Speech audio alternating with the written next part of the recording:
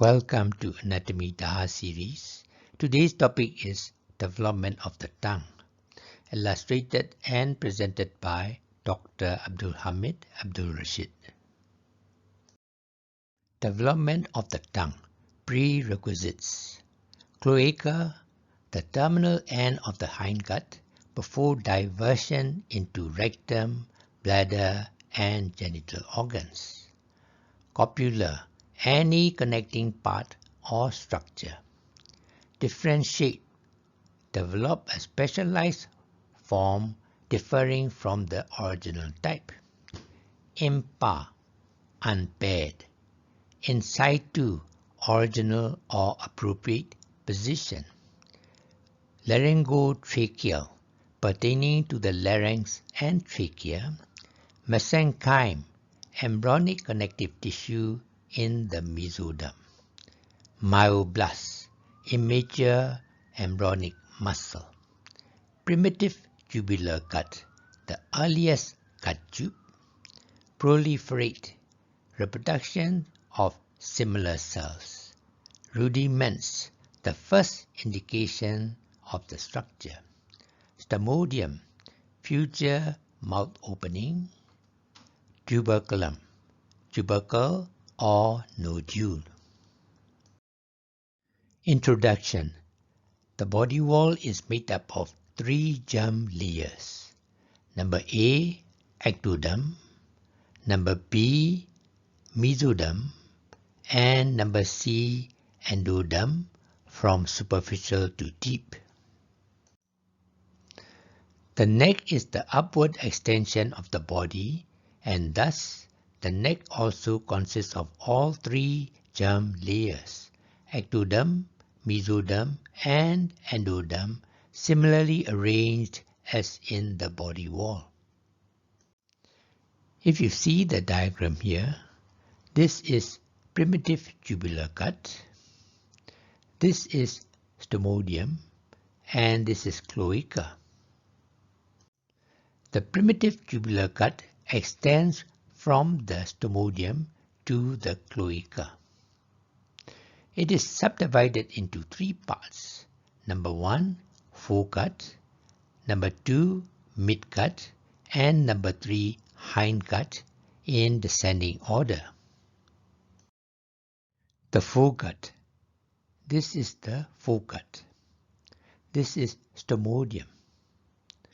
Ventrally, that is anterior part of the foregut, presents a median laryngotracheal groove, which later develops into the lower respiratory tract. Therefore, the foregut may be subdivided into pre-laryngeal part, that is the cephalic part, towards the head end, and post-laryngeal part, that is caudal part, towards the tail end. Continuation of the foregut. This is the foregut. This is median laryngotracheal groove. And this is the pre-laryngeal, that is the cephalic part of the foregut. The cephalic part of the foregut develops into pharynx and part of the floor of the definitive mouth cavity. So this part will develop into the pharynx and floor of the mouth cavity. With the development of the pharyngeal arches, which we are going to see later, the cephalic part of the foregut serves as a birthplace for the embryogenesis of the tongue and other structures. They are submandibular and sublingual salivary glands, the palatine tonsils, auditory tubes, and the middle ears, and the lower respiratory passages. The cephalic part of the foregut. The cephalic part of the foregut is a funnel-shaped expansion that compressed anteroposteriorly. It possesses ventral wall, which is anterior wall, also called the floor, and the dorsal wall, that is posterior wall, also called the roof, and two lateral walls, one on each side. They consist of three germ layers: ectoderm, mesoderm, and endoderm. Development of the tongue. The first, the second, and the third, and the fourth pharyngeal arches are involved in the development of the tongue. The development of the tongue. It may be considered under three main headings. Number A, the mucous membrane. Number B, the arches and muscles. And number C, the fibroareolar stroma of the tongue. This is the pharyngeal tube. This is the outermost ectoderm, middle mesoderm, and this is endoderm layer. Now A, the mucous membrane of the tongue, is entirely derived from the endoderm of the floor, that is the ventral wall of the primitive pharynx. B, the arches and the muscles. At 4th week, the mesenchyme is differentiated into 6 mesodermal bars on each side called pharyngeal arches. They are numbered from superior to inferior. Out of 6 arches, the 5th arch disappears early. The remaining pharyngeal arches of each side extends from the dorsal part, that is the roof of the pharynx, to the ventromedial part, that is the floor of the primitive pharynx. So the arches, 5th arch will disappear, so you have 1st, 2nd, 3rd, 4th and 6th arches. They are extending from behind, that is the dorsal part, that is from the roof, to the ventromedial part, that is anteriorly, that is the floor of the pharynx. We have two diagrams in this slide, diagram A and diagram B. Diagram A is prelaryngeal, that is the cephalic part of the foregut, which is now called as primitive pharynx. I have already shown this diagram in my previous slides, which consists of pharyngeal arches. This is dorsal part, or called as roof of the primitive pharynx, and this is the ventral part, that is floor of the primitive pharynx. This is inner surface of the floor, which is lined by endodermal layer.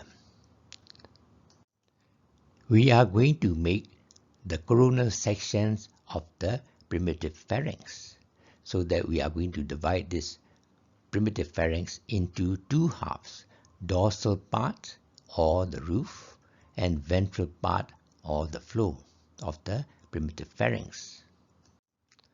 Diagram B, we have already made the primitive pharynx divided into two halves. This is the dorsal half, roof, and this is the ventral half, floor of the primitive pharynx, and inner surface is endoderm of the floor of the primitive pharynx. We can see 5 pharyngeal arches. This is the first arch, this is the second arch, this is the third arch, this is the fourth arch, and this is the sixth arch, because fifth has already disappeared. So these two halves separated. This one moved anteriorly, this one moved posteriorly. In next slide, we are going to concentrate on this part of the pharyngeal primitive pharynx. This diagram is endoderm of the floor of the pharynx, that is the anterior half of the primitive pharynx seen from behind. Late in the 4th week, the first pharyngeal arch forms an anterior median swelling called tubercular impar, that is unpaired tubercle. About the same time, the second pharyngeal arch, this is the one, develops the second median swelling called the copula, just behind the tubercular impa. So this is the tubercular impa from the first pharyngeal arch, and this is the copula from the second pharyngeal arch. Early in the 5th week, an additional pair of the lateral swellings, the lateral lingual swellings, developed from the first pharyngeal arch. They overgrow the median tubercular impa. The three swellings, that is the tubercular impa and two lateral lingual swellings, fuse together and forms the anterior 2/3 of the tongue. The line of fusions of the right and left lateral swellings is marked by midline groove, the median sulcus on the anterior 2/3 of the tongue. Let's look at the diagram. This part, three structures coming from the first arch. This is the second pharyngeal arch. This is the third pharyngeal arch, and this is the fourth pharyngeal arch. During the 5th and 6th weeks, the second, third, and anterior parts of the fourth arches form a third midline swelling called hypopharyngeal eminence. This is the whole thing. Second, third, and anterior part of the fourth arch forms the hypopharyngeal eminence. The hypopharyngeal eminence has rapidly overgrown the copula and given rise to posterior 1/3 of the tongue. The posterior part of the fourth arch contributes only a very small region on the most posterior aspect of the tongue. We have two diagrams here, diagram A and diagram B. Diagram A is the superior, that is the dorsal surface of the tongue. This is sulcus terminalis. Anterior to the sulcus terminalis is presulcal, that is anterior 2/3 of the tongue, and behind the sulcus terminalis is postsulcal, that is posterior 1/3 of the tongue. Let's talk about this. The anterior 2/3 of the tongue is separated from the posterior 1/3 of the tongue by V-shaped groove, the sulcus terminalis. The apex of the sulcus terminalis is directed posterior. A depression, there's a little pit called foramen cecum, is visible where the median sulcus intersects with sulcus terminalis. Here, look at here. This is foramen cecum. In diagram B, this is the dorsal surface of the tongue, and this is foramen cecum. This is thyroglossal duct, which originates from the foramen cecum. It descends inferiorly and ends of the duct, that is the lower end of the duct, develop into the thyroid gland. General sensory innervation of the tongue based on the developmental anatomy. The mucosa covering of the anterior 2/3 of the tongue originates from the first pharyngeal arch. Therefore, general sensory of this area of the tongue is by the lingual nerve. It is a branch of the mandibular nerve, the nerve of the mandibular process of the first arch. However, it does not include the presulcal region of the velate papillae, which is anterior and along the sulcus terminalis. The posterior 1/3 of the tongue originates from the second, third, and anterior part of the fourth arches. Because of overgrowth of the third arch over the second arch, the general sensory of the posterior one-third of the tongue, together with the pre-sulcal area of the valid papillae, is innervated by the glossopharyngeal nerves, the nerve of the third arch. The extreme posterior part of the tongue and the epiglottis are developed from the posterior part of the fourth arch. They are innervated by the internal laryngeal branch of the superior laryngeal nerve, which is the nerve of the fourth arch. For more detail, please see Anatomy DAHAR series, Blood Supply and Nerve Supply of the Tongue. Motor innervation of the tongue muscles. This is the diagram of the embryo. Right lateral view. This is anterior and this is posterior or dorsal. This is thoracic somite. This is cervical somite and this is occipital somite. These are pharyngeal arches and this is the eye. So let's talk about the motor innervations of the tongue muscles. Most of the muscles of the tongue are derived from the myoblast cells originating in the occipital somite, which are located in the occipital region at the back, far from the final locations of the tongue, which is in front. All of them, both intrinsic and extrinsic muscles of the tongue, are supplied by the hypoglossal nerve, that is the nerve of the occipital somite. However, the palatoglossus muscle probably differentiate in situ, that means develop in front, which being essentially a palate muscle is supplied by the cranial part of the accessory nerve through pharyngeal plexus. Development of the tongue muscles continuation. This is the cross sections. This is ventral side. This is dorsal side. This is a very diagrammatic picture. At the ventral side, that is anterior, this is the tongue. At the dorsal side, that is at the back, myoblast from the occipital somite, from where most of the tongue muscles developed. A. This is medulla oblongata. Myoblasts are supplied by the last cranial nerve, hypoglossal nerve, which arises from the medulla oblongata.